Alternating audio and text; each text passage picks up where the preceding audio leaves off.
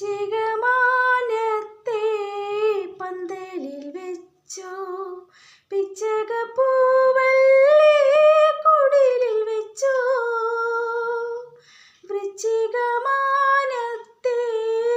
പന്തലിൽ വെച്ചോ, പിച്ചകപ്പൂവല്ലേ കുടിലിൽ വെച്ചോ. ആരോടും ചിരിക്കുന്ന കുസൃതിക്കു പ്രിയദേവൻ ജീരക കസവിൻ്റെ പുടവ തന്നു, പട്ടുപുടവ തന്നു. നീ ശ്രീമംഗലയായി